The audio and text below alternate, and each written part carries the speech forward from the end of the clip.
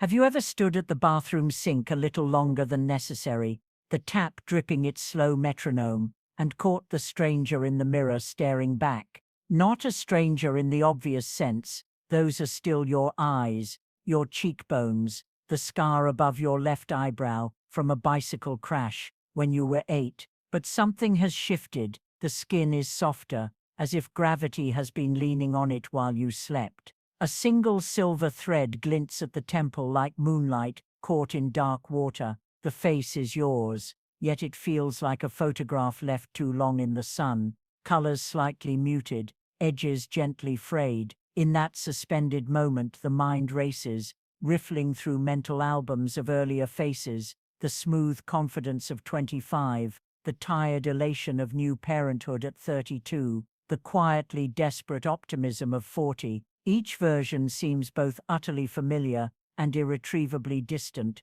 like childhood homes revisited in dreams. Society hands us a script about these moments: fight, deny, reverse, creams promise to erase years, surgeons to wind back the clock, influencers to sell us the illusion that time can be outrun if only we hustle hard enough. But Buddhism invites us to lay the script down gently, as one would set aside a weapon that has outlived its usefulness. The Buddha's first noble insight was not that life hurts, but that hurt increases when we argue with reality. Impermanence, anicca, is not a personal insult, it is simply the weather pattern of existence. Aging is not the thief, resistance is. And so instead of another battle plan, here are 5 quiet revolutions that can turn the mirror from a battlefield into a doorway. You will be forgotten faster than you think, and that is perfect. In the West, we are taught to build monuments, careers, legacies, Instagram grids that outlast us. Yet walk any old cemetery and notice how quickly moss softens even the sharpest inscription. A Zen master once asked his novices to bring him a mustard seed from a home that had never known death. The lesson, of course, is that no such home exists.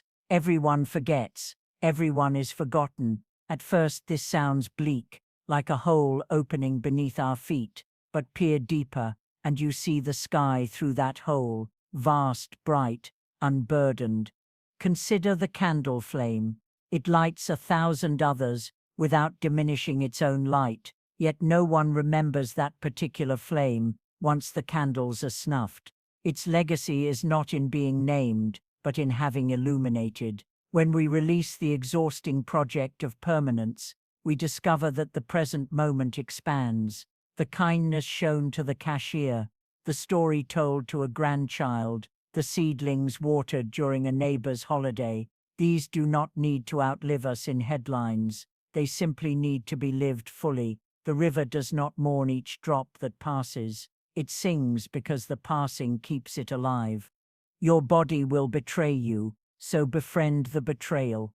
The knees that once vaulted fences now protest the stairs. The back that carried sleeping toddlers now requires its own cushion. We interpret these changes as treachery, but betrayal implies intent, and the body is only doing what every oak leaf and mountain range has ever done, obeying the law of change. There is an old parable of a monk whose arms shook as he carried water up the hill. Frustrated, he complained to his teacher, "Once I could lift 2 buckets without effort, now I spill half the way." The master handed him a cracked pot. "This vessel leaks," he said, "yet the water that escapes nourishes the wild flowers along the path. Is it therefore useless?" The monk bowed, understanding that the body's slowing is not failure, but a shifting of service, from speed to steadiness, from strength to presence. Befriending the body means learning its new dialects.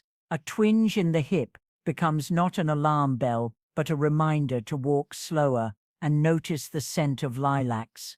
The tremor in the hand steadies itself around a teacup and teaches deliberation. One of the most radiant people I know is a 93-year-old potter whose fingers are knotted like ancient roots. She cannot throw large vessels anymore, but the small cups she makes fit perfectly into two cupped hands, like offerings. She says the clay taught her what her joints wanted to learn, how to yield without breaking. You cannot keep everyone in your life, and the river is right. Friendships, like constellations, rearrange over decades. Some stars drift apart, so gradually that we only notice the new pattern when we look up one night and find Orion missing an arm. Others vanish suddenly, supernova style, leaving a hole that seems to swallow surrounding light. The pain is real, but it is compounded by the extra arrow we shoot into our own chest, the belief that permanence was promised. Buddhism offers a gentler cosmology. People enter our orbit when their orbit and ours intersect. Separation is not betrayal, but geometry. A riverbank does not weep when the spring flood recedes. It simply reveals the stones that were always there. The love remains, transmuted. The joke you still retell, the recipe you still bake, the lullaby you hum, without noticing. These are ongoing conversations with people whose voices you may never hear again. Grief does not close the book. It changes the genre from dialogue to internal monologue, still vivid, still shaping the plot. You no longer look young. Welcome to invisible beauty.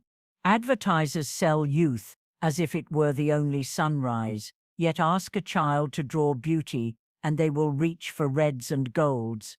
Ask the same child 20 years later, and they will reach for quieter shades, indigo shadows, weathered bark, the soft gray of a dove's wing.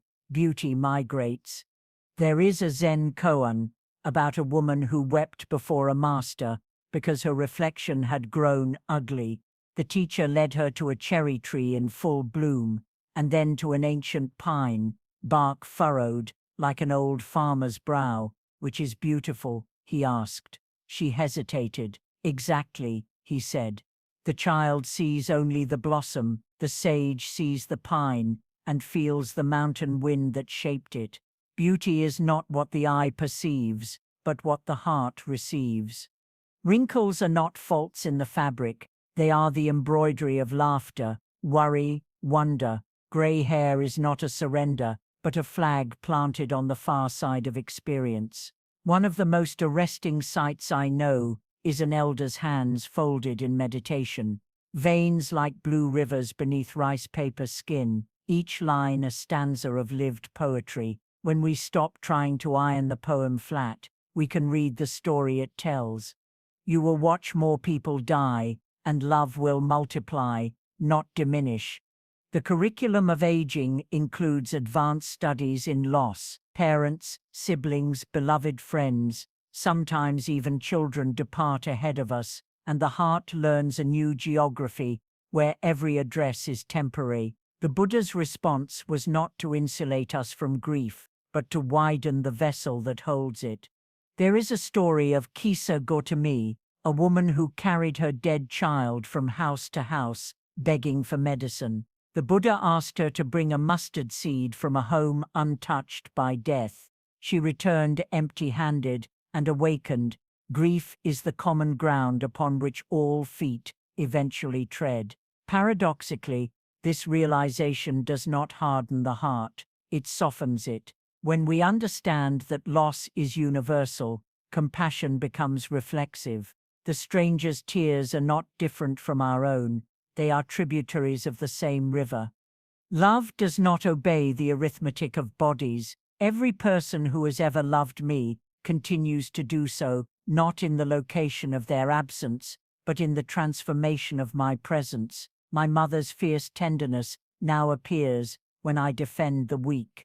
My father's quiet humor surfaces in my own dry punchlines. They have not vanished. They have migrated into the ecology of who I am. Aging, then, is not a journey into emptiness, but a pilgrimage into crowded inner chambers, each room echoing with voices that taught me how to listen. Final reflection, the choice before the next breath. The mirror will keep changing, knees will keep whispering their small complaints. Friends will keep stepping off the stage mid-scene. These are not punishments, but invitations to trade the exhausting armor of resistance for the lighter cloak of acceptance. What will you do with the hand that still fits another hand, with the voice that still tells stories small children lean toward like campfires, with the eyes that have seen enough to finally forgive? Aging is not a closing book, it is the turning of a page, and the ink is still wet. The next chapter does not require youth, it requires only willingness to let the river carry what it carries, to thank the cracked pot for the flowers it waters, to stand at the cemetery gate and still hear laughter in the wind, because laughter has taken up residence inside you. If today you choose gratitude over grief, curiosity over complaint, presence over performance, then every year that arrives will arrive not as a thief, but as a teacher bearing gifts wrapped in silver hair and softened skin. And when the final bell rings, you will not leave clutching monuments, you will leave having become one, not of stone, but of kindness, that once warmed someone's hands like a candle lighting 1,000 others. That is how the forgotten are remembered. That is how the betraying body becomes the faithful witness. That is how the river keeps singing, long after we have merged with its current.